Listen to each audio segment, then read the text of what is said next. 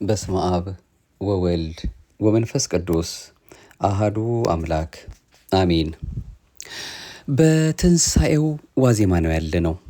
ለዛሬም በማኅደረ ተዋህዶ እንደ ኦርቶዶክሳዊት ተዋህዶ ቤተ ክርስቲያናችን እምነት ስርዓትና ትውፊት ምሕረት ደግነቱን አብዝቶ ለዚህ ያደረሰን የፍቅር አምላክ ቸሩ መድኃኔዓለም የመስቀሉ ጌታ ሊያስተምረን ሊመክረን በልባችን ጽላት ሊጽፍልን የወደደውን ሰማይና ምድር ሲያልፍ የማያልፈውን ቃሉን በተለይም ከስርዓተ ቤተክርስቲያን አንጻር በቅድስት ቤተክርስቲያናችን በዓላትን ስናከብር በምን መልኩ ማሰብ እንደሚገባን እርሱ በአባቶቻችን አድሮ የነገረንን የምንሰማውን የዛሬውን መንፈሳዊ የዩቱብ አገልግሎታችንን ነው። እንግዲህ ይህንኑ አጠንክረን በመነጋገር የምንቆየው ቀዳም ስዑር ዕለተ ቀዳሚት ዘብርሃን። ይህም በተመለከተ ከፋሲካ አንድ ቀን አስቀድሞ ያለችዋ ቅዳሜ በርካታ ምስጢራትም የተፈጸሙባትና ብዙ ነገሮችን ልነጋገርባት የምትችል ሰንበት ስለሆነች ቀዳሚት ሰንበት ማለት ነው።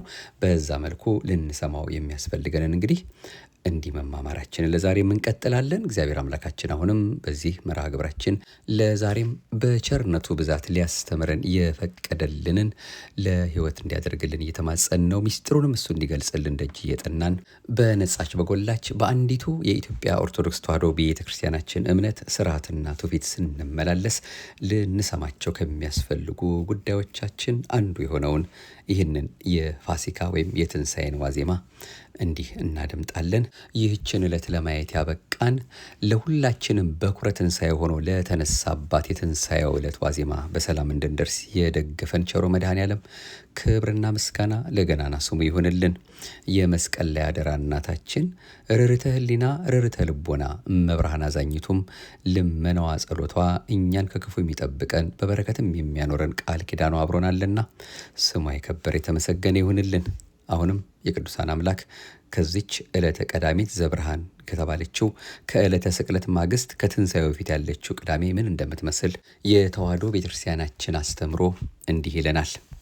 የእስሙናይኑ ሊቀ ጳጳስ ቅዱስ ሳዊሮስ በድርሳኑ የጌታችን መድኃኒታችን ኢየሱስ ክርስቶስ ሕማሙን በማሰብ የምንጾመውን ጾም ከሆሳዕና ቅዳሜ ጀምሮ የትንሣኤው ብርሃን እስከሚወርድባት ቅዳሜ ድረስ እንጾማለን በማለት እንደተናገረው ከጌታችን ኢየሱስ ክርስቶስ መካነ መቃብር የትንሣኤው ብርሃን የሚወጣባት ስለሆነ ዕለቲቱ ዕለተ ቀዳም ዘብርሃን ማለትም ብርሃን የሚገለጥባት ዕለተ ቅዳሜ ተብላ ትጠራለች። ቅብጣውያንም ወይም ግብፃውያንም ማለት ነው ይህችን ዕለት ብርህት ቀዳሚት ይሏታል። በዚህ መልእክታችን እንግዲህ ስለ ዕለተ ቀዳሚት ዘብርሃን የተለያዩ ስያሜዎች አስቀድመን እንመልከት። ዕለተ ቀዳሚት ዘብርሃን በቤተ ክርስቲያን ሊቃውንት ዘንድ በተለያየ ስያሜ ትታወቃለች። ይህች ዕለት ጌታ በመስቀሉ ሰላምን የመሰረተባት ዕለት በመሆኗ ገብረ ሰላም ትባላለች። ጌታችን መድኃኒታችን ኢየሱስ ክርስቶስ ከመሰቀሉ በፊት መስቀል የእርግማን ምልክት ነበር። ነገር ግን በዕለተ ዓርብ እርሱ በተሰቀለበት ዕለት በክቡር ደሙ ስለቀደሰው የሰላም ምልክት ሆኗል። በዚህም የተነሳ በዕለቱ ጠዋት ገብረ ሰላም በመስቀሉ ሰላምን አደረገ እየተባለ ይዘመራል። ይህች ዕለት ጌታ በመስቀሉ ሰውን የማዳን ሥራውን የፈጸመባት በመሆኗ የምሥራች ቄጤማ ይሰጣል። ነፃነት መታወጁን ለማብሰር ለምለም ቄጤማ ስለሚታደልባትም ለምለሚቱ ቅዳሜ ትባላለች። በምስራቅና በምዕራብ አብያተ ክርስቲያናት ደግሞ ንዑስ ቅዳሜ፣ ክብርት ቀዳሚት፣ ጸሊም ቀዳሚት፣ ጸዓዳ ቀዳሚት እንዲሁም ዕለተ ጽሚት ቀዳሚት ወይንም ዕለተ አርምሞ ቀዳሚት በመባል ትታወቃለች። ጽሚት ዝምታ፣ ጭምት መሆን ማለት ነው። ኪዳነ ወልድ ክፍሌ በመዝገበ ቃላት መፍቻቸው እንደነገሩን ይህች ዕለት የሐዘን ዕለት መሆኗን ለማጠየቅ ደግሞ ጸሊም ቀዳሚት ይሏታል። የመጀመሪያይቱ ጥንተ ቅዳሜ ፈጣሪ ስራውን ሰርቶ ያረፈባት ስትሆን ይህችኛይቱ ጌታችን ኢየሱስ ክርስቶስ የማዳን ስራውን ፈጽሞ በከርሰ መቃብር ያረፈባት ናትና ሰንበተ አባይ ትባላለች። አምላካችን እግዚአብሔር ሰማይና ምድርን መላእክትና ደቂቀ አዳምን እጽዋትንና እንስሳትን ሌሎችንም ፍጥረታት ሲፈጥር ሰንብቶ ከሥራው ሁሉ ያረፈባት ዕለት በዘመነ ሐዲስ እግዚአብሔር ወልድ በማኅፀነ ድንግል የጀመረውን የድኅነት ሥራ አጠናቆ 3 ቀን 3 ሌሊት በመቃብር ያረፈባት ዕለት በመሆኗ ክብርት ቀዳሚት የድኅነታችን የምሥራቹ ቃል የሚነገርባትና የሚታወጅባት ዕለት በመሆኗ ደግሞ ጸዓዳ ቀዳሚት ይሏታል። ጌታ በአካለ ሥጋ በመቃብር ሲያርፍ በአካለ ነፍስ ወደ ሲኦል ወርዶ ሲኦልም በርብሮ ባዶዋን ያስቀራት በዚያ የነበሩትን ነፍሳት ነፃ ያወጣባት ዕለት በመሆኗ ቅድስት ቅዳሜ ትባላለች። ሐዋርያት አይሁድ እንዳይወግሯቸው ፈርተው አዝነውና ተጨንቀው በራቸውን ዘግተው በቤታቸው ግራ ተጋብተው በዝምታ የዋሉበት ዕለት በመሆኑ በተጨማሪም ነገረ ትንሣኤው እስኪሰበክ ምስጢራተ ቤተ ክርስቲያን ስለማይፈጸምባት ዕለተ አርምሞ ዕለተ ጽሚት ቀዳሚት በመባል ትጠራለች። አንድም ክርስቲያኖች በዕለተ ቀዳሚት የትንሣኤውን መብራት ለማብራት ለ20 ሰዓታት ያህል በዝምታና በለቅሶ ይጠብቁ ስለነበር ነው።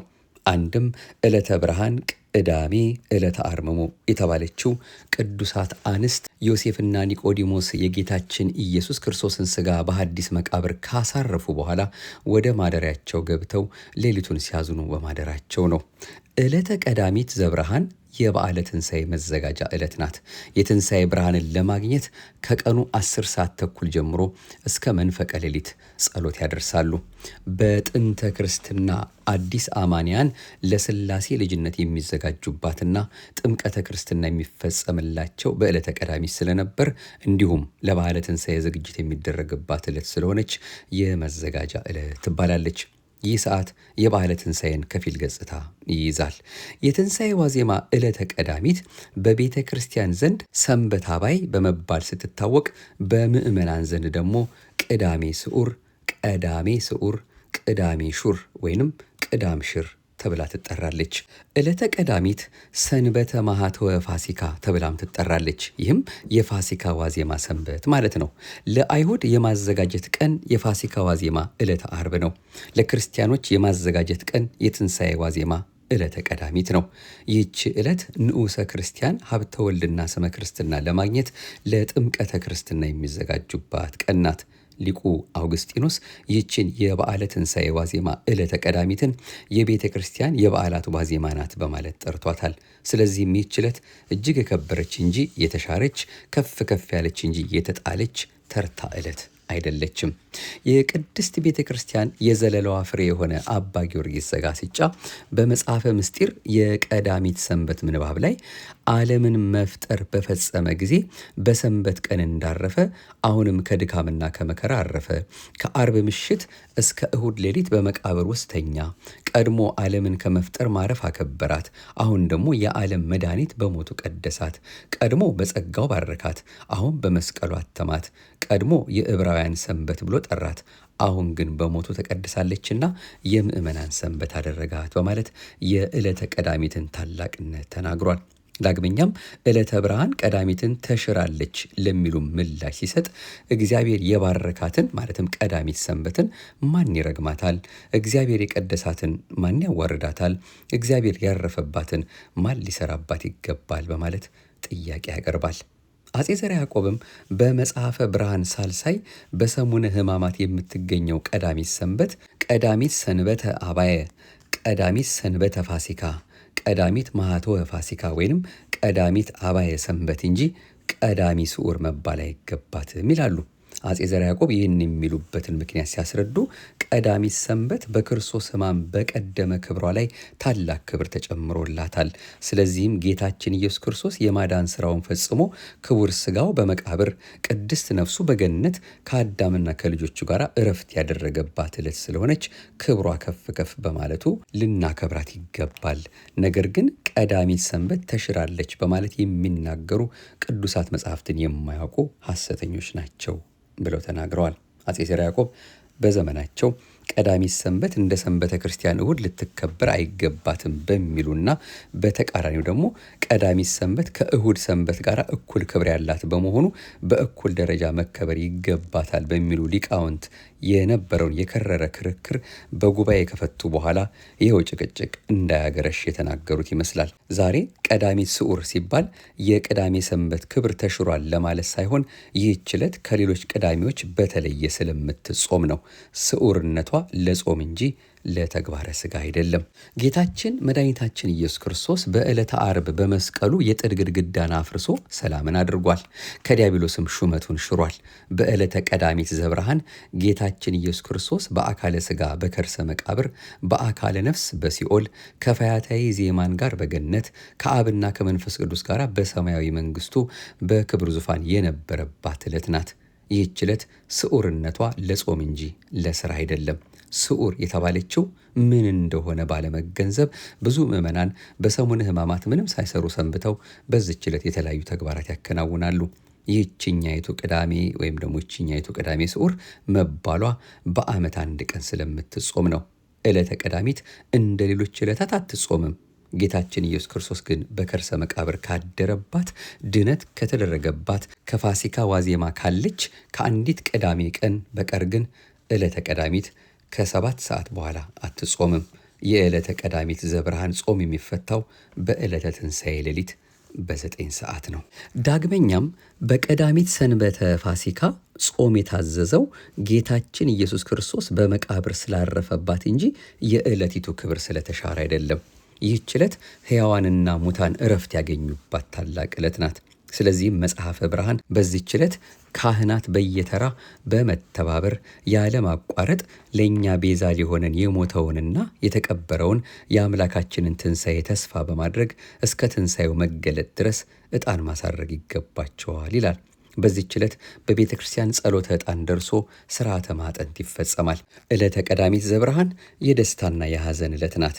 በዕለተ ዓርብ በጌታ ላይ በደረሰው ጸዋትወ መከራ እጅግ እናዝናለን። በተፈጸመልን ድህነት ደግሞ ንሴብሖ ለእግዚአብሔር ስቡሐ ዘተሰብሐ፣ እግዚአብሔር ምስጉን ነው የተመሰገነ በማለት እናመሰግነዋለን። በዕለተ ብርሃን ቅዳሜ ገብረ ሰላም በመስቀሉ ትንሣኤው አጋሃደ፣ በመስቀሉ ሰላምን አደረገ ትንሣኤውንም ገለጠልን በማለት የምሥራች ቄጤማ እንሰጣለን። በሌላ በኩል ጌታ በከርሰ መቃብር ማደሩን በማሰብ ደግሞ እናዝናለን። ነቢየ እግዚአብሔር ቅዱስ ዳዊት በመዝሙሩ በምሴተ ሐሙስ በሐዋርያት ዘንድ ለቅሶ ይደረጋል፣ በጽባሕ እሁድ ተድላ ደስታ ይደረጋል በማለት እንደተናገረው በዕለተ ዓርብ ሕማሙንና ሞቱን ወደ ከርሰ መቃብር መውረዱን እያሰብን እናለቅሳለን። በዕለተ ቀዳሚት ደግሞ የነፍሳት ከሲኦል መውጣትን በማሰብ ሐሴት እናደርጋለን። አባ ጊዮርጊስ መምህረ ዘጋስጫም በመጽሐፈ ምስጢር ከ9 ሰዓት ጀምሮ እስከ 11 ሰዓት ድረስ ነፍሳትን አወጣቸው፣ ደስታ ወዳለበትም ገነት አስገባቸው በማለት ጸአተ ሲኦል የተፈጸመው በዕለተ ዓርብ መሆኑን ተናግሯል። በመጽሐፈ ግብረ ሕማማትም እንደተጻፈው በዚህ ዕለት ማለት ነው ዛሬ መስቀል ከበረ፣ ዓለም ተጠራ፣ ዛሬ መስቀል ለምእመናን አበራ፣ እግዚአብሔር ተመሰገነ፣ ሰውም በትንሣኤው ነፃ ወጣ ተብሎ የመስቀሉ ክብርና የሰው ልጅ ነፃነት ይሰበካል። እንግዲህ ጠቅለል ለማድረግ ዕለተ ቀዳሚት ቅድስት ቤተ ክርስቲያን በዕለተ ዓርብ የስቅለቱን መታሰቢያ በዓል በልዩ ስግደትና ሐዘን ስታከብር ከዋለች በኋላ ከዓርብ ማታ ጀምሮ ያለውን ሰዓት ግን በደስታ ታከብረዋለች። ይኸውም ጌታችን መድኃኒታችን ኢየሱስ ክርስቶስ ቅድስት ነፍሱን ከቅዱስ ሥጋው በሥልጣኑ ለይቶ ነፍሳትን ያወጣበት የዘመናት ተስፋችን የተረጋገጠበት ስለሆነ ነው። ከዓርብ ማታ ጀምሮ እስከ ትንሣኤው ድረስ የሚነበቡትም የግብረ ሕማማት ምንባብ ነፍሳት ነፃ ስለመውጣታቸው፣ ሙስና መቃብር ድል ስለመነሳቱ፣ ሞት ስለመሸነፉ፣ የዲያብሎስ ኃይል ስለመርገፉ የሚያወሳ ነው። ዓርብ ለቀዳሚት አጥቢያ በመንፈቀ ሌሊት ቅድስት ቤተ ክርስቲያን የተለየ አምልኮታዊ ሥርዓት ታከናውናለች። ይኸውም መኃልየ መኃልይ ዘሰሎሞን ይነበባል። ብዙዎች ማዕረጉን አውርደው እንደ ተራ ሥጋዊ ፍቅር መግለጫ አድርገው የሚያዩትን እጅግ ጥልቅ የሆነውን የሰሎሞንን መኃልይ ኦርቶዶክሳዊት ተዋሕዶ ቤተ ክርስቲያን አልጋ በተባለ መቃብር ስለ ሰው ልጅ ፍቅር ለተኛው ሙሽራዋ ክርስቶስ እየዘመረች የመኃልዩን መንፈሳዊ ምስጢር በዚህ ሌሊት ታሳያለች። የኢየሩሳሌም ቆነጃጅት ወይ ፍቅርን እስኪፈልግ ድረስ አታስነሱት እያለች በመቃብር በፈቃዱ ስለተኛው ፍቅሯ መድኃኔዓለም ታሳስበዋለች። ከዚያ በመዝሙሩ አንቺ ከሴቶች ዘንድ የተዋብሽ ወይ ከአንቺ ጋር እንፈልገው ዘንድ ውድሽ ወዴት ሄደ? ውድሽስ ወዴት ፈቀቅ አለ? ብለው ይጠይቋታል። በደሙ ተሞሽራ የተዋበችው ቅድስት ቤተ ክርስቲያን እንዲህ ስትል ትመልሳለች። ውዴ በከንቱ መንጋውን ያሰማራ ዘንድ አበባውን ይሰበስብ ዘንድ ወደ ሽቱ መደብ ወደ ገነቱ ወረደ። እኔ የውዴ ነኝ ውዴም የኔ ነው ሲል ሰሎሞን ቤተ ክርስቲያን ለፈጣሪዋ ለክርስቶስ የሰጠችውን አዎንታዊ ምላሽ ተናግሯል። መኃልየ መኃልይ ምዕራፍ 6። ይህ መዝሙር በመቃብር በስጋው ቢተኛም በነፍሱ ወደ ሲኦል ወርዶ ነፍሳትን አውጥቶ በገነት እንዳሰማራቸው የሚያስረዳ ነው። ከቅዳሜ ሌሊት እስከ ማለዳው ድረስ ቤተ ክርስቲያን የዲያብሎስን መዋረድ፣ የሰውን ልጅ መክበር በእያንዳንዱ ስርዓቷ ውስጥ ታሳያለች። ካህናቱ በቤተ መቅደስ እየዞሩ በሚያጥኑ ጊዜ መስቀልና መብራት ይዞ ከፊት ከፊት የሚሄደው ዲያቆን በዚያች ሌሊት ግን እንደ ወትሮ የካህኑን መምጣት እየተጠባበቀ በእርጋታ አይራመድም። ካህኑ ዕጣናቸውን እያጠኑ በፍጥነት ወደ ዲያቆኑ ይገሰግሳሉ። ዲያቆኑ ከዘገየ በጧፍ ይመቱታል። ዲያቆኑም ይህን አውቆ ከሩጫ ባላነሰ በፍጥነት እየተራመደ ከቄሱ ይሸሻል። ይህ ስርዓት በዚያች ዕለት የካህናት አለቃ ኢየሱስ ክርስቶስ ዲያብሎስን መድረሻ አሳጥቶ እንዳባረረው ለማመልከት ነው። ካህኑ በቤተ መቅደሱ የሚያደርሱት ሊጦን የተባለው ጸሎትም ዓመቱ ሙሉ ከሚሉት የተለየ ለዚያች ዕለት ብቻ የተዘጋጀ ሲሆን ሙሉ ቃሉ ከዳዊት መዝሙር 123 የተወሰደ የነፍሳትን ነፃ መውጣትን የሚያሳይ ነው። ባሕረ ጥበባት ቅዱስ ያሬድም እንዲህ ብሎ ተናግሯል። ቤተ ክርስቲያን ትላለች፣ እኔ በዓይኖቹ ፊት ሰላምን አገኛለሁ። ወልድ ወንድሜ የኔ ነው፣ እኔም የእርሱ ነኝ። እርሱ እንደ ተቋጠረ ከርቤ ነው፣ ካገኛችሁት ንገሩት። እርሱ እንደ ተቋጠረ ከርቤ ነው፣ በሕማማቱ ጊዜ ከጎኑ የፈሰሰ እርሱ እንደ ተቋጠረ ከርቤ ነው። ውዴም የኔ ነው፣ እኔም የእርሱ ነኝ። እስከ ወደደ ጊዜ ድረስ አፈቅረዋለሁ በማለት ተቀኝቷል። ዳግመኛም ደግሞ የሕይወትን አለቃ ከሙታን ተለይቶ የተነሳውን ሰቀሉት፣ በመስቀሉ ሰላምን አደረገ፣ ትንሣኤውን ገለጠ ሲል ዘምሯል። የቅዳሜ ስዑር ትርጉም እንግዲህ ከላይ እንዳየነው ነው። የመጀመሪያው ቅዳሜ ስዑር በትንሣኤ ዋዜማ ያለችው ይህች ዕለት ቀዳም ስዑር እየተባለችበት ምክንያት ሐዋርያት እነሳለሁ ብሏቸው ነበርና ትንሣኤውን ሳናይ እህል ውሃ አንቀምስም ብለው ከምግብ ተከልክለው በር ዘግተው ሲያዝኑ ሲተክዙ ውለዋል። በዚህች ዕለት ጌታችን መድኃኒታችን ኢየሱስ ክርስቶስ በከርሰ መቃብር አርፎ የዋለባት ዕለት በመሆኗ ቀዳሜ ስዑር ተብላለች። የተሻረች ቀዳሚት እንደማለት ነው። ይኸውም በዓመት አንድ ቀን ስለምትጾም ነው። ምክንያቱም ስዑር መባሏ የሚበላባት መሆኗ ቀርቶ ጾም ስለታወጀባት ነው። ነገር ግን የተሻረች ናት በሚል አንዳንድ ሰዎች ያለ አግባብ ስራ የሚሰሩባት አሉ። ይህ በኢትዮጵያ ኦርቶዶክስ ተዋሕዶ ቤተክርስቲያን አስተምሮ የተከለከለ ነው። የተሻረችው ለጾም ብቻ እንጂ ስጋዊ ስራ እንዲሰራባት አይደለም። በዚህች ቀን ልክ እንደ ሐዋርያት ከቤት ሳይወጡ ሳይባዝኑ ስለ መከራው መጽሐፍትን እያነበብን ከቤተክርስቲያን ሳንለይ ትንሣኤውን በተስፋ የምንጠባበቅባት እንጂ ተሻረች በሚል ግምት ስጋዊ ስራ ምድራዊ ተድላም የምንፈጽምባት ወይም ደግሞ ስጋዊ ተድላ ደስታ ልንፈጽምባት አይገባም። ለምለም ቅዳሜም ተብላለች። ቀዳም ስዑር ተብሎ ስዑር የሚለው ቃል በንጉሱ ሰ ከተጻፈ ግን ለምለም ቀዳሜ ማለት ነው። ምክንያቱም ለምለም ቄጤማ የምስራች እየተባለ ለምእመናኑ ስለሚሰጥባት ነው። በዚህ ዕለት ቄጤማ የሚታደልበት ምክንያት በቂና አስደናቂ ሚስጥር አለው። የቄጤማው ታሪካዊ አመጣጡ ባጭሩ ይህን ይመስላል። ቄጤማ በወንዝ ዳር ወይም በምንጭ ዳር መሰስ ብሎ የሚበቅል ክብ ቅርጽ ያለው ወፍራም የሳር አይነት ነው። በኖህ ዘመን የነበሩ ሰባ ትካት እንደ ፈረስ ጆሮ እንደ ጦር ጉሮሮ ተስተካክለው ለፈጣሪያቸው ያልተመቹ ኃጢአትን ቢሰሩ የማይሰለቹ ሰውነታቸውን እንደ ግብረ አባታቸው እንደ ዲያብሎስ ያረከሱ በአስተሳሰብ ከእንስሳት ያነሱ በክፋት ከሚባሉ አራዊት የባሱ እንደነበሩ አስከፊ ታሪካቸው ይነግረናል። ዘፍጥረት ምዕራፍ 6 ከክፋታቸውም እንዲመለሱ እግዚአብሔር ወራትን አስፍቶ ዘመናትን አብዝቶ ቢሰጣቸውም የማይመለሱ ሆኑ። ከግብራቸው ሳይደባለቅ ቀና ጎዳናውን ሳይለቅ ከፈጣሪው ሳይርቅ የኖረ አንድ ጻድቅ በመካከላቸው ተገኘ። እርሱም ኖህ ነው። እግዚአብሔር ጻድቁ ኖህን ከኃጥኡ ጋር ደባልቆ ማጥፋት ባህሪው አይደለምና ማየ አይህ የማዘን ምነኝና መርከብ ስራ ብሎታል። በምን ያህል ዘመን ታዘንባለህ አለው። በ120 ዘመን አለው። ኖህም እግዚአብሔር የማይሰራውን አይናገር የተናገረውን አያስቀር ብሎ መላእክት ከገነት ቀሊላ ንጽዋት እያመጡለት ዕለቱን ስራ ጀምሯል። ሲሰራ 7 ትካት መጥተው ኖህ ምን ትሰራለህ አሉት። ጌታ ማየ አይ ማለት የጥፋት ውሃ ማለት ነው፣ የማዘንብ ነኝና መርከብ ስራ ብሎኝ ይሰራለሁ አላቸው። በምን ያህል ዘመን አዘንባለሁ አሉት። 120 ዘመን አላቸው። በላንተ ብቸኛ ነህ፣ በዚያውም ላይ አርጅተሃል፣ ስራ። እኛ ግን 100ውን ዘመን ተጫውተን ስቀን ተደስተን የወደድነውን ፈጽመን በ20ው ዘመን እንሰራለን ብለው እየዘበቱበት ሄዱ። ኖህ ግን መርከቡን በሁለት ሁልቆ ኢዮቤልዩ 3 ክፍል አድርጎ አድርጎ ሰርቶ ጨርሷል። ዘፍጥረት ምዕራፍ 9 ቁጥር 1። ኖህም ጨርሶ ማለት ነው ሰርቶ ሲጨርስ ጌታም ምን ላድርግ አለው። ጌታም ከሚበሉ 7 5ቱ ለምግብ 2ቱ ለዘር፣ ከማይበሉ 2 ለዘር ብቻ ሴትና ወንድ ይዘህ ግባ ብሎታል።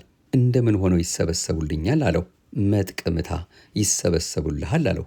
መጥቅ ቢመታ ደወል ቢመታ በተአምራት ተሰብስበውለታል። አንድም መልአኩ በነፋስ አውታር ሰብስቦለታል። 3ቱን ልጆቹን ከሚስቶቻቸው እሱ ከነሚስቱ 8 ራሱን ሆኖ ገብቷል። ሴቶች ልጆችን በግራ ወንዶች ልጆቹን በቀኝ እሱ በመካከል አጽመ አዳምን እንደ ታቦት አድርጎ ወደ መርከቧ ገባ። ስለምን ቢሉ ተላልፈው ኃጢአት እንዳይሰሩ ብሎ ነው። ከዚህ በኋላ መርከቧን ገጥሟታል። ራስ ሲመለጥ ዘመን ሲያመልጥ አይታወቅምና 120 ዘመን ተፈጽሞ የላዩ የሚልጥ የታቹ የሚያገለባበጥ የእሳት ዝናብ 40 መዓልት 40 ሌሊት ዘንቧል። ከ40 ቀን በኋላ እግዚአብሔር ደረቅ ነፋስ አስነሳ፣ አነፈሰ። ውሃው ጎደለ፣ የብሱም ተገለጠ። ኖህም የውሃውን መጉደል የምድሩን መገለጥ ማወቅ ፈልጎ የመርከቢቱን መስኮት ከፍቶ ቁራ ላከው። ቁራ ግን የኖህን ፈቃድ ሳይፈጽም ቀረ። 7 ቀን ቆይቶ ምድርን አይታ ተመጣ ዘንድ ርግብን ላካት። ርግብም ሲመሽ ወደ ማታ የጥፋት ውሃ ጎደለ፣ የብሱ ተገለጠ፣ ተራሮች በልምላሜ አጌጡ፣ መዓዛቸውን ሰጡ ብላ በአፏ ቄጤማ ይዛ አብስረዋለች። ይህ እንግዲህ ታሪካዊ አመጣጡ ሲመስል ይሄ እንዳየ ነው ማለት ነው። ርግብ ለአባታችን ለኖህ ሲመሽ ወደ ማታ መታ ሐፀ ማይ አይህ ነትገ ማይ አይህ የጥፋት ውሃ ጎደለ፣ የብሱ ተገለጠ፣ ተራሮች በልምላሜ አጌጡ፣ መዓዛቸውን ሰጡ ስትል በአፏ ቄጤማ ይዛ ለኖህ አብስረዋለች። በዚሁ አንጻር ቤተ ክርስቲያንም ሐፀ ማየ ኃጢአት ነትገ ማየ ኃጢአት የኃጢአት ውሃ ጎደለ፣ የበለስ ደም ደረቀ፣ ፍዳና መርገም ከአዳም ልጆች ራቀ፣ የባርነት መዝገብ ተፋቀ፣ ዕዳ ደብዳቤ ተቀደደ፣ የሰው ልጅ ከፈጣሪው ጋር ታረቀ ስትል የምስራች ብላ ቄጤማ ለሕዝበ ክርስቲያን ታድላለች። የራሱ የሆነ ስርዓትና አፈጻጸም አለው። ቄጤማ ለጥፋት ውሃ መድረቅ የምስራች መንገሪያ እንደሆነ አሁንም በክርስቶስ ሞት ሞተ ነፍስ ከሰው ልጆች ተወገደ፣ የመርገም ውሃ ጎደለ ስትል ቤተ ክርስቲያን ለልጆቿ ለምእመናን ቄጤማ ታድላለች። ምእመናንም የምስራች ተምሳሌት የሆነውን ቄጤማ በግንባራቸው ያስሩታል። የክርስቶስ ተከታዮች ሁሉ ከጨለማ ወደ ብርሃን ከሚያቃጥለው ዋዕየ ሲኦል ወይም የሲኦል ቃጠሎ ወደ ልምላሜ ገነት መመለሳቸውን ለመግለጥ ነው። ሌላው እንግዲህ የቀዳም ስዑር ትርጉም ከላይ እንዳየነው አባይ ሰንበት ብለን የተናገርነው ነው። እንግዲህ አምላካችን እግዚአብሔር ከእሁድ እስከ ዓርብ 6ቱን ቀናት ፍጥረትን ሲፈጥር ሰንብቶ በቀዳሚት የሚታዩትንና የማይታዩትን ግዙፉና ረቂቁን ፍጥረት ፈጥሮ ያረፈባት ዕለት ነች። ዳግመኛም በዚች ቀን ደግሞ ከሰማያት ወርዶ ከድንግል ማርያም ተወልዶ የፍጥረት ሁሉ ቁንጮ የሆነውን አዳምን ለማዳን ሕማምና ሞት ተቀብሎ የማዳኑን ስራ በመልዕልተ መስቀል ፈጽሞ በመቃብር አርፎባታል። ማቴዎስ 27፣ ዘፍጥረት ምዕራፍ 2፣ ዘጸአት ምዕራፍ 20። የመጨረሻዋ ከዚሁ ጋር የምናየው ደግሞ ዝምተኛዋ ሰንበት መባሏ ነው።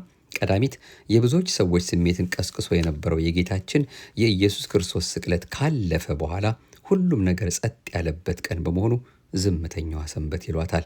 ለአይሁድ የፋሲካ በዓል የተሰበሰቡት ሁሉ አብዛኞቹ ወደ የመጡበት ሀገራቸው ተመልሰዋል።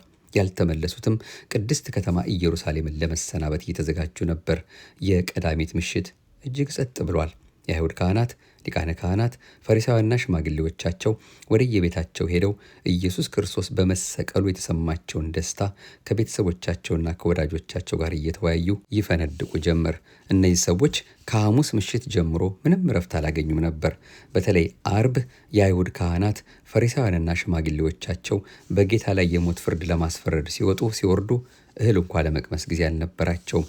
አይሁድ ጌታን ሰቅለው ገድለው እኩይ ምኞታቸውን ከፈጸሙ በኋላ ቀዳሚት ሰንበትን እፎይ ብለው ዋሉ። ሐዋርያት ግን ቅዳሜን ያሳለፉት በዝግ ቤት ነው። ስለዚህ ቀዳም ስዑር ሐዋርያት ፈርተው በዝምታ የተዋጡበት፣ አይሁድም ክርስቶስን ገድለን አረፍን ብለው ደስታቸውና እረፍታቸውን በየቤታቸው በዝምታ ያጣጣሙበት ዕለት በመሆኗ ዝምተኛዋ ሰንበት ትባላለች። በዚህ ዕለት እንግዲህ አንዱ የምንማረውና እንድናስበው ደግሞ የሚያስፈልገን ስለ አክፍሎት ነው። አክፍሎት ምንድን ነው? እናቱ ንጽሕት ቅድስት ድንግል ማርያም፣ ወዳጆቹ ቅዱሳን ሐዋርያት ጌታ ለአይሁድ ተላልፎ ከተሰጠባት ዕለት ከሐሙስ ምሽት ጀምሮ ብርሃነ ትንሣኤውን እስኪያዩ ድረስ እህል ውሃ ባፋቸው አልዞረም። ይመኩበትና ተስፋ ያደርጉት የነበረ አምላካቸው በመቃብር ስላረፈ ዕለተ ሞቱን በማሰብ ትንሣኤውንም ደግሞ በመናፈቅ በጾም አክብረዋታል። ከቅዱሳን ሐዋርያት ሲወርድ ሲያያዝ በመጣው ትውፊት መሰረት ቅዱሳን ሐዋርያት በማዘን በመጾምና በመጸለይ ዕለቷን እንዳከበሯት ሐዋርያዊት የሆነችው የኢትዮጵያ ኦርቶዶክሳዊት ተዋህዶ ቤተ ክርስቲያን ልጆች የተቻላቸው ከአርብ ጀምረው የሚያከፍሉ እንግዲህ ሐሙስ ማታ ብቻ ቀማምሰው ማለት ነው የሚያከፍሉ የሚጾሙ አሉ። ይህ ማለት ለሁለት ቀን እህል ውሃ ሳይቀምሱ ያድራሉ። ያልተቻላቸው ደግሞ አርብ ማታ በልተው ቅዳሜን በመጾም ትንሣኤን ያከብራሉ። ሌላው እኛም ለእናንተ በየዓመቱ የምናስታውሳችሁና ለብዙዎች ጥያቄ የሚሆነው ጉዳይ ደግሞ የሶስት መዓልት የሶስት ሌሊት አቆጣጠር ነው። ጌታችን በሶስተኛው ቀን ተነሳ ስንል እንዴ ያረፈውና ወይም ደግሞ በመስቀል ላይ ለሁላችንም ነፍሱን የሰጠባት 9 ሰዓት ከሰዓት በኋላ 3 ፒኤም በውጭ ሰዓት አቆጣጠር ወይም ደግሞ በሀገራችን ከቀትር በኋላ በ9 ሰዓት ከሆነ እንዴት ነው እስከ እሑድ ድረስ 3 ቀን የሚሆነው የሚለውን አቆጣጠር ብዙዎቻችን በየዓመቱ እንዲሁ ካላስታወስናችሁ ለየት ያለና ትንሽም ግር ሊያሰኝ የሚችል ስለሆነ እሱን በድጋሚ እንዲናስታውሳችሁ። እንደ ሊቃውንቱ አገላለጥ የዚህም አቆጣጠር 2 አይነት ነው። የመጀመሪያው መዓልት ይስህቦ ለሌሊት ወሌሊት ይስህቦ ለመዓልት፣ ቀኑ ሌሊቱን ይስበዋል፣ ሌሊቱ ቀኑን ይስበዋል በሚለው የአቆጣጠር ዘዴ ጌታ ቅድስት ነፍሱን ከስጋው ከለየ በኋላ አርብ በሰርክ ወደ መቃብር ስለወረደ ሰርክ 11 ሰዓት ማለት ነው ስለወረደ አርብ እንደ አንድ ቀን ሲቆጠር ቅዳሜ አንድ ቀን፣ እሁድ ደግሞ መንፈቀ ሌሊት ስለተነሳ እሁድ እንደ አንድ ቀን ይቆጠራል። አንድም ይስሐቅ በአብርሃም ልቦና እንደተሰዋ ጌታም በአይሁድ ልቦና የተቀበረው ከሐሙስ ምሽት ጀምሮ ነው። ስለዚህ ከሐሙስ ጀምሮ ስንቆጥር 3 መዓልት 3 ሌሊት ይሆናል። ሌላው አቆጣጠር ደግሞ ዕለት የሚለው ፍቺ አንድ እጅ ብርሃን አንድ እጅ ጨለማን እያካተተ የሚሄድ ነው። በዚህ ተመርኩዘን ካየነው የስቅለት ዕለት አርብ ከጠዋት እስከ ቀኑ 6 ሰዓት ብርሃን ስለሆነ አንድ እጅ ብርሃን፣ ልብ ብላችሁ ስሙን፣ ከጠዋቱ ማለት ነው እንግዲህ ጠዋት አርብ ከሆነ በኋላ እስከ ቀኑ 6 ሰዓት ጌታ እስከተሰቀለበት ድረስ ብርሃን ነው። ስለዚህ ያ አንድ እጅ ብርሃን ተብሎ ይጠራል። ከ6 ሰዓት እስከ 9 ሰዓት ወንጌላችንም እንደሚነግረን ጨለማ ስለሆነ አንድ እጅ ጨለማ ተብሎ ይላል። ስለዚህ አንድ ብርሃን አንድ ጨለማ ሆነ ማለት ነው። ከሰዓት በኋላ ደግሞ ከ9 ሰዓት በኋላ ጌታችን ነፍሱን ከሰጠ በኋላ ከ9 ሰዓት እስከ ምሽቱ 1 ሰዓት ድረስ ደግሞ አንድ እጅ ብርሃን ተብሎ ይጠራል። ቅዳሜ ደግሞ ሙሉ ቀን ሙሉ ሌሊት ስለሆነ አንድ እጅ ብርሃን አንድ እጅ ጨለማ። ጌታ የተነሳው እሁድ ሌሊት ስለሆነ ደግሞ አንድ እጅ ጨለማ ነበር። ስለዚህ 3 እጅ ብርሃን 3 እጅ ጨለማ 3 እጅ መዓልት 3 እጅ ሌሊት ተብሏል። ይህን ይበልጥ ግልጥ ለማድረግ ቀጣዩን እንዲህ እንመልከት። አርብ ከጠዋቱ 12 ሰዓት እስከ ቀኑ 6 ሰዓት ብርሃን ነው ወይም መዓልት የምንለው ማለት ነው። አርብ ከቀኑ 6 ሰዓት ከቀትሩ ማለት ነው እስከ ከሰዓት በኋላ 9 ሰዓት ጌታችን ነፍሱን እስከሰጣበት ሰዓት ተፈጸመ እስካለባት ሰዓት ደግሞ ጨለማ ነው። ምድር ጨለማ ነበረች ለ3 ሰዓት ማለት ነው። ስለዚህ አንድ ብርሃን አንድ ጨለማ አንድ ቀን እንለዋለን። ከዚያ ደግሞ ከአርብ ከቀኑ 9 ሰዓት እስከ ምሽቱ 12 ሰዓት ደግሞ ብርሃን ነው። ይህም መዓልት እንለዋለን። ከዛ ደግሞ ከአርብ ማታ እስከ ቅዳሜ ጠዋት ደግሞ ምን ሆነ? ጨለማ ማለት ነው። ስለዚህ አሁንም ሁለተኛ ቀን ብርሃን ጨለማ። የመጨረሻው ደግሞ ከቅዳሜ ጠዋት እስከ ቅዳሜ ማታ ብርሃን ነው፣ መዓልት ይባላል። ከቅዳሜ ማታ ደግሞ እስከ እሁድ እኩለ ሌሊት ጨለማ። ይሄ ግልጽ ያደረገልን ነው። ስለዚህ 3 ቀን 3 ሌሊት የምንለው አሁን ባየነው መልኩ ብርሃን ጨለማ ብርሃን ጨለማ ይብለን ባየነው ቀን ሌሊት በሚለው አቆጣጠር ነው ማለት ነው። እንግዲህ 3 መዓልት 3 ሌሊት በከርሰ መቃብር አደረ የሚባለው በዚህ መልኩ ነው። አርብ ከጠዋት እስከ አርብ 11 ሰዓት ለምን ይቆጠራል? በዚያን ጊዜስ ወይም በዚያን ሰዓት መቼ ወደ መቃብር ወረደ የሚል ጥያቄ ይነሳ ይሆናል። መከራው መቃብሩ ነው። አንድም ከላይ ለመግለጥ እንደተሞከረው አይሁድ በህሊናቸው የገደሉት ሐሙስ ማታ ነው። ስለዚህ በህሊና አይሁድ ተቀብሯል። በሌላ አገላለጥ ደግሞ ጌታችን ከመስቀል ወርዶ የተቀበረው አርብ ቅዳሜ ከመግባቱ በፊት ነው። አርብ ዕለቱ የሚጀምረው ከዋዜማው ሐሙስ በእኛ አቆጣጠር ከቀኑ 11 ሰዓት ጀምሮ ነው። ስለዚህ ጌታ የተቀበረው በአርብ 24 ሰዓት ክልል ውስጥ በመሆኑ እንደ አንድ መዓልትና እንደ አንድ ሌሊት ይቆጠራል። ከአርብ ከቀኑ 11 ሰዓት ጀምሮ እስከ ቅዳሜ እስከ ቀኑ 11 ሰዓት ድረስ እንደ ሁለተኛ መዓልትና ሁለተኛ ሌሊት ይሆናል። ከቅዳሜ ከቀኑ 11 ሰዓት ጀምሮ እስከ እሁድ ቀን 11 ሰዓት ያለው 3 መዓልት 3 ሌሊት ይሆናል ማለት ነው። እንግዲህ ድጋሚ እየሰማን ስልቱን ወይም ደግሞ አቆጣጠሩን ለማጥናት መሞከር ይገባናል ማለት ነው። አምላካችን እንግዲህ 3 መዓልትና 3 ሌሊት በከርሰ መቃብር የማደሩ ምስጢር አንደኛ ሙስና መቃብርን ለማጥፋት ነው። ሁለተኛ ትንቢቱ እንዲደርስ ነው። ሶስተኛ ምሳሌው እንዲፈጸም ነው። እነዚህ ከዚህ ጋር የተያዙ ምሳሌዎች ወይም ደግሞ ምስጢራት ናቸው ማለት ነው። ያው ሰፋ ያለ ትንታኔ ያለው እንደ አምላካችን ፈቃድ ለጊዜው ይህንኑ ይዘነው እንቆያለን። በመጨረሻ እንግዲህ የምንመለከተው መቼም የቅድስት ቤተክርስቲያናችን ሚስጥሯ ተነግሮ አያልቅም። እንደው ቆንጠር እያደረግን ነው እኞችስ እየሰማን ያለ ነው። በዕለተ ትንሣኤ ዋዜማ በዕለተ ቀዳሚት በዚች የጌታችን ትንሣኤን ለማየት አንድ ቀን ሲቀረው ባለው ቅዳሜ የተከለከሉ ተግባራት አሉ። እነሱንም እንዲህ እናስታውሳችሁ። በጌታችን በመድኃኒታችን በኢየሱስ ክርስቶስ መካነ መቃብር ላይ ብርሃን በሚወርድበት ሰዓት በመጀመሪያ በቤተ ክርስቲያን ተገኝቶ ትንሣኤውን መስበክ ይገባል እንጂ አስቀድሞ የበዓል ልብስ ለብሶ መብላትና መጠጣት ክርስቲያናዊ ምግባር አይደለም።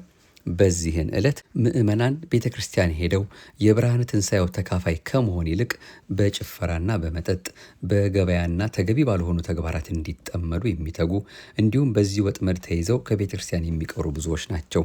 ቅድስት ቤተ ክርስቲያን በዚች በተቀደሰችው ዕለት ልንፈጽማቸው የማይገቡ ተግባራትን በዝርዝር አስቀምጣለች። እንዲህ እናያቸዋለን። የሮም ሊቀ ጳጳሳት አቡሊዲስ በርካታ ተግሳጻትን ድርሳናትንና የቤተ ክርስቲያን ስርዓትን የሚናገሩ መጽሐፍትን የጻፈ አባት ነው። አቡሊዲስ የቤተ ክርስቲያንን ስርዓት የሚናገሩ 38 ቀኖናት አዘጋጅቷል። ይህ የአቡሊዲስ ቀኖና የጥንት ቤተ ክርስቲያን ስርዓትን፣ ክርስቲያናዊ ስነ ምግባርንና የጸሎተ ቅዳሴ ደንቦችን የያዘ መድብል ነው። አቡሊዲስ ታዲያ በቀኖናው አንደኛ በከበረች በዕለተ ትንሣኤ ዋዜማ ሰውነትን ሳይታጠቡ ወደ ቤተ ክርስቲያን መሄድ አይገባም።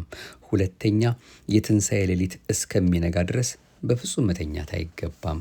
ሶስተኛ የጌታችን ኢየሱስ ክርስቶስን ትንሣኤ በቤተ ክርስቲያን ተገኝቶ መስበክ እንጂ በቤት መተኛት ተገቢ አይደለም በማለት ያዛል። የእስክንድሪያ ቤተ ክርስቲያን 7ኛው ሊቀ ጳጳስ አባ ገብርኤል ካላይም 32 ቀኖናተ ቤተ ክርስቲያን ሰርተዋል። በቀኖናቸውም በአብይ ጾም፣ በትንሣኤ ወይንም በበዓለ 50 ዋዜማ ስርዓተ ተክሊል እንዳይፈጸም አዘዋል። ሶስተኛም ሊቀ ጳጳሳት የእስክንድሪያው አባ ክርስቶዶሎስ ዕለተ ብርሃን ቀዳሚትን ቀዳም ስዑር የምትባለው ማለት ነው በተመለከተ የሚከተሉትን ቀኖና ሰርተዋል። በሊቀ ጳጳሳት አባ ክርስቶዶሎስ ቀኖና መሰረት አንደኛ በቀዳሚት ዕለተ ብርሃን ሰው ቢሞት ጸሎተ ዕጣን መጸለይ፣ እግዚአ ሕያዋንና ጸሎተ ፍትሐት ማድረስ ይገባል። ሁለተኛ በቀዳሚት ዕለተ ብርሃን ትንሣኤው ሳይሰበክ መሳሳም እንደማይገባ ያዛሉ። ሶስተኛ በዕለተ እሁድ ስርዓተ ግንዘትን ማድረግ፣ በዕለተ ትንሣኤ ማልቀስ እንደማይገባም ይናገራሉ። አራተኛም ግብፃዊ ቤተ ክርስቲያናዊ ትእዛዝ ሰሙነ ሕማማትን የሚመለከቱ ቀኖናትን አካቷል። ይህ ትእዛዝ 32 ቀኖናትን ይዟል። ይህ ቀኖና ከሐዋርያዊት ትውፊት ከአቡሊዲስ ትእዛዝ ጋር ተመሳሳይነት አለው። ይህ ቤተ ክርስቲያናዊ ትእዛዝ በግብፅና በኢትዮጵያ ቤተ ክርስቲያን ስርዓተ ቅዳሴ ላይ ጉልህ ስፍራ አለው። በአንዳንድ ቅጂዎች ላይም ይህ መጽሐፍ ኢትዮጵያዊ ቤተ ክርስቲያናዊ ትእዛዝ ተብሎ ተጽፏል። በዚህ ቤተ ክርስቲያናዊ ትእዛዝ ውስጥም አንደኛ ማንም ሰው በሰሙነ ፋሲካ አርብ፣ ቅዳሜና እሁድ ከመንፈቀ ሌሊት ከቅዳሴ አስቀድሞ እንዳይመገብ። ሁለተኛ የምታጠባ ሴትና የታመመ ሰው 2 ቀናት መጾም ባይችሉ ዳቦና ውሃ ተመገበው ቅዳሜን እንዲጾሙ። ሶስተኛ በመንገድ ላይ ሆኖ የሰሙነ ሕማማትን ቀናት ያላወቀ ቢኖር ከበዓለ 50 በኋላ እንዲጾም ታዟል። አምስተኛም ዳግማዊ ቆስጠንጢኖስ የተባሉት አጼ ዘርዓ ያዕቆብ መጽሐፈ ብርሃን በተባለው ድርሳናቸው አንደኛ በሰሙነ ሕማማት የጌታችን መድኃኒታችን ኢየሱስ ክርስቶስን ነገረ ሕማሙን ሞቱንና በከርሰ መቃብር ማደሩን ችላ በማለትና በማቃለል ተግባረ ሥጋ ለመስራት ከቤተ ክርስቲያን መቅረትና ወደ ሌላ ቦታ መሄድ ፈጽሞ አይገባም። ሁለተኛ ሰማይና ምድር የማይችሉት አምላክ ቅዳሜ እስከ ሰርክ በከርሰ መቃብር በማደሩ እመቤታችን ቅድስት ድንግል ማርያም በልጇ መሪር ሐዘን ስታዝንና ስታለቅስ በነበረበት ጊዜ የሕማማቱና የእመቤታችን ሐዘን ተካፋይ መሆን እንጂ ነገረ ስቅለቱን አቃሎ በቤት ምግብ ለማዘጋጀት ከቤተ ክርስቲያን መቅረት ተገቢ አይደለም። ሶስተኛ ዘፈን ለመስማትና ጨዋታ ለማየት ከቤተ ክርስቲያን መቅረትና ከብርሃነ ትንሣኤው ሱታፌ መለየት ክርስቲያናዊ ተግባር አይደለም በማለት ይናገራሉ። ዳግመኛም አጼ ዘርዓ ያዕቆብን በመጽሐፈ ብርሃን አንደኛ ክርስቲያኖች በዚህ ዕለት በበዓል ልብስ ማጌጥ የላምና የጣመ ከተመገቡ ጾሙን ማን ይጾም? ሁለተኛ ከማእሰረ ኃጢአት ሊፈታችሁ ከጨለማ ንጉሥ ከሴጣን እጅ ሊያድናችሁ በትንሣኤው ከድቀት ሊያነሳችሁ ማህየዊ በሚሆን ሞቱ ሕይወትን ሊሰጣችሁ ለሞተው ለወልደ እግዚአብሔር ክቡር ሞት ማን ያልቅስለት? ማንስ የሐዘን ልብስ ይልበስለት? በማለት በዚህ ዕለት የማይገባ ተግባራትን ለሚፈጽሙ ሰዎች ጥያቄን ያቀርባሉ። በዚህ በቅዳሜ ዕለት ማልቀስና የሐዘን ልብስ መልበስ ይገባል። ዳግመኛም ይህ ሐዘን በዙፋን ካለ ንጉሥ በምድጃስ ካለ ጽኑስ የሚመለከት መሆኑን ሲያስረዱም ንጉሥ ወይ እናትህ እህትህ ወይንም ልጅህ ቢሞቱ ከዙፋኑ ወርዳ አታለቅስምን? ይልቁንስ ስለ ነፍስ ለሞተው እንዴት ማልቀስ አይገባህም? በማለት ተናግረዋል። ስለዚች ወይም ደግሞ ስለዚህ በዚች ቀን ስለከበረችው ዓደት ማለት ነው በሌሊት ወደ ቅድስት ቤተክርስቲያን በመሄድ ሥርዓተ ጸሎቱን መሳተፍ፣ መኃልየ ዘሰሎሞን ሲነበብ ማድመጥና የገብረ ሰላም ቄጤማ መቀበል ይገባናል። በቀትር ጊዜም በቤተ ክርስቲያን በመገኘት ራእየ ዮሐንስ ሲነበብ እንዲሁም በምሽት ላሃ ማርያም ሲነበብ ማድመጥ፣ የትንሣኤው ብርሃን ሲወጣና የክርስቶስ ትንሣኤ ሲሰበክ መገኘት ይጠበቅብናል። ይህች ዕለት የመድን ክርስቶስ ክቡር ሥጋው በከርሰ መቃብር ማደሩን በማሰብ በጽሙና የምናሳልፋት የከበረች ዕለት እንጂ የምንባክንባት ለማይጠቅም ነገር የምንደክምባት ተራ ዕለት አይደለችም በማለት ደጋጎቹ አባቶቻችን በዚህ ዕለት ልናደርገው የሚገባን እንዳናደርገውም የተከለከልናቸውን ነገሮች አብራርተው ገልጸውልናል። እግዚአብሔር አምላካችን በእውነት ስላስተማረን ስለመከረን ስሙ የከበረ የተመሰገነ ይሁን። የኢትዮጵያ ኦርቶዶክስ ተዋሕዶ ቤተክርስቲያናችን እንግዲህ አንድም እያለች በየዕለቱ በየጊዜው በየሰዓቱ የምትነግረን የምታስተምረንን ትምህርት እንዲህ ብንከታተል ከብዙ ነገሮች እንጠበቃለን። አምነን በምንከተላት በተዋሕዶ እምነታችንም ሳንፈራ ሳናፍር አባቶቻችን የነገሩንን ራሱ አምላካችን በእነሱም አድሮ የነገረንን በቅዱሱ መጽሐፍ ላይ የተጻፈልንን እንዲህ የተረጎመ ስንሰማውና ለእያንዳንዱ ለምናደርገው ነገር ደግሞ ምን ያህል ጥንቃቄ አድርገን የቅድስት ቤተክርስቲያናችንን ስርዓት አክብረን ለእሱ ለአምላካችን የሚገባውን ክብር እየሰጠን መመላለስ እንደሚገባን ይኸው እየተነገረን እየሰማን ነውና ይህንን የማደርግበትን ኃይሉን ብርታቱን ስጠኝ፣ ነገ ትቼው ለሚሄደው ዓለም እንዳልባክንብህ ሁልጊዜም ያንተን የመስቀልህን ነገር የአባቶቻችንን ደገኛይቱን እምነት ከሁሉ በላይ ደግሞ አንተ ሰማይና ምድር ሲያልፍ የማያልፈውን ቃልህን በልቦናዬ ውስጥ ምስጢሩንም ገልጸህ እንድታኖርልኝ ለእኔ ብለህ የተሰቀልክበትን ደግነትን ያበዛህለትን ፍቅርህን እስከ ሞት የገለጽክበትን መስቀልህን ከሕይወቴ እንዳታጠፋብኝ ሁልጊዜም ያንተን ነገር እያሰብኩ እንድኖር እንድመላለስ እባክህ መንገዱን አሳየኝ ምራኝ እያለን ነው። እንግዲህ እሱ አምላካችን የፈቀደውን በሕይወታችን እንዲያደርግልን የእሱን ፈቃድ ብቻ እየፈጸምን መኖር እንደሚገባን ለእሱ እየነገርን ለልባችንም እያስታወስን መመላለስ የሚገባን ይህንንም ማድረግ አጽንተን አብልጠን ማድረግም ያለብን። አሁንም የደግነት ባለቤት በዚህ መልኩ እንድንሰማ የፈቀደልን ጾሙነ ሕማማቱን በሰላም እንድንፈጽም የረዳን የእሱ አምላካችን ቸርነቱ ነውና ክብርና ምስጋና ለገናና ስሙ ይሁንልን። ወደ ትንሣኤው ደርሰናልና ከዚህ ቀጥሎ ደግሞ ትንሣኤውን በተመለከተ ቀጣዩ መርሃ ግብራችን ይሆናል ማለት ነው። ለዚህ ሰዓትና ደቂቃ እንድንደርስ የረዳን የደገፈን ያቆመን ያበረታን ቸሩ መድኃኔዓለም ለሱ መቼስ ባልተጋ ባልጸናም አንደበትም ቢሆን ክብርና ምስጋና ይገባሃል ማለት ነውና የሚገባው እድሜውን አበድሮ ዓመቱን በሰላም አሳልፎ ይህንን ከሰባቱ አጽዋማት አንዱ የሆነውን ጾም እንድንጾም ረድቶን ፍቅሩን አብዝቶልን በሰላም ጀምረን ለመፈጸም በዋዜማው በዚህ መልኩ እንድንገናኝ ስለፈቀደልን ክብርና ምስጋና አሁንም ለሱ ለአምላካችን ለመስቀሉ ጌታ ለድንግል ማርያም አንድያ ልጇ ያን ሁሉ ፍቅርና ሰላሙን ለገለጸልን ከአጥናፍ እስከ አጥናፍ ከጠዋት እስከ ማታ ከዘላለም እስከ ዘላለም ከፀሐይ መውጫ እስከ ፀሐይ መጥለቂያ ድረስ እናመሰግንበት ዘንድ በፈጠረልን አንደበት የከበረ የተመሰገነ ይሁንልን። እመብርሃንም አልተወችንም፣ ረድታናለች፣ ደግፋናለች። እንደ አይነ ጥቅሻ የሚደርሰው ጸሎታ ሁልጊዜም አብሮን አለ። ፊት የማያስመልሰው አንገት የማያስቀልሰው የምልዕተ ጸጋ የምልዕተ ክብር የምዕራገ ጸሎት የአፍጣኔተ ረድኤት አቁራሪተ መዓት የንጽሕት ቅድስት ድንግል ማርያም እናቱም የሐዘን እናት የእሷም ልመኗ አብሮን ስላለ ስሟ የከበረ የተመሰገነ ይሁንልን። እሱ ያከበራቸው የመረጣቸው ያጸደቃቸው ለእኛም አቃፊ ደጋፊ እንዲሆኑን በቃል ኪዳናቸው እንድንታመን የሰጠን የቅዱሳኑ ሁሉ ቃል ኪዳን ስለጠበቀንም እነሱን የሰጠን መድኃኔዓለም ክብር ምስጋና ይግባው። ለእነሱም ክብርና ምስጋና ይገባቸዋል። አቤቱ አንተን መፍራትን በልቦናችን በጎ አምልኮትህንም በህሊናችን ጨምር። አሁንም አምላካችን ያለ ደዌና ያለ ሕማም ያለ ጻማና ያለ ድካም ሁላችንም ለምንጠብቃት ለምንጓጓላት ለምናፍቃት ለብርሃነ ትንሣኤው በሰላም በጤና ጠብቆ ያድርሰን። የተባረከ ሰንበት ለሁላችን የሚያደርግልን የቆምነውን ቁመት ያደረስነውን ጸሎት ከሱ ጋር እንዳቅማችን ደፋ ቀና ብለን እሱ አምላካችን ይታረቀን ዘንድ ፍቅሩን ያበዛልን ዘንድ የልባችንን መሻት መልካሙን ነገር ሁሉ ከኃጢአት በስተቀር ይፈጽምልን ዘንድ ማረን ይቅር በለን ብለን ልባችን አፍሰን የተማጸነውን ጸሎት ሁሉ ተቀብሎ የኃጢአት መደምሰሻ የመንግስቱ መውረሻ ከገቡ መውጣት ካገኙ ማጣት የሌለባትን መንግስቱን የምናገኝባትን እንዲያደርግልን የቃሉ ባለቤት የምህረት ጌታ የደግነት ባለቤት የይቅርታ አምላክ ቸሩ መድኃኔዓለም ለሁላችንም ደጉን እንዲያሳየን እንዲያሰማን ለክብር እንዲያበቃን ፈቃዱ ይሁንልን። መጨረሻችንን በማያሳፍረው ዘወትር ሞገስ በሚሆነን በእናቱ በመብርሃን ጸሎት በቅዱሳኑ ሁሉ ቃል ኪዳን በሱ በራሱ ቸርነት እንዲያሳምርልን ፈቃዱ ይሁንልን። ሀገራችን ኢትዮጵያንም ደጉን መልካሙን እንዲያሳይልን ፍቅሩን መተሳሰቡን እንዲያነግስልን የእሱ የአምላካችን ቸርነቱን እንዲደረግላት ሕዝባችንን ከሰቆቃ ከዓይነ ሞት እንዲሰውርልን የእሱ የመስቀሉ ጌታ ቸሩ መድኃኔዓለም የተቀደሰ ፈቃዱ ይሁንልን። ክብር ምስጋና ይሁን ለአብ፣ ክብር ምስጋና ይሁን ለወልድ፣ ክብር ምስጋና ይሁን ለመንፈስ ቅዱስ ዛሬም ዘወትርም ለዘላለሙ አሜን። ይቆየን። ለብርሃነ ትንሣኤው ደግሞ እሱ አምላካችን የፈቀደልንን ቀጣዩ መርሐ ግብራችን ይዘን እንመለሳለን። እስከዚያው በያለንበት የተባረከ የትንሣኤ ዋዜማ ይሁንልን።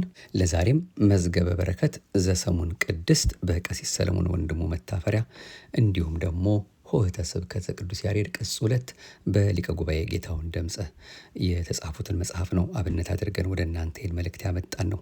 አደራ አደራ እነዚህን መጽሐፍቶች ስንነግራችሁ እንድትይዟቸውና እንድትጠቀሙባቸው ነውና የሚያስፈልገው እኛ በጣም በቁንጽል ነው ወደ እናንተ የምናመጣው ከጊዜው አንጻር ማለት ነው።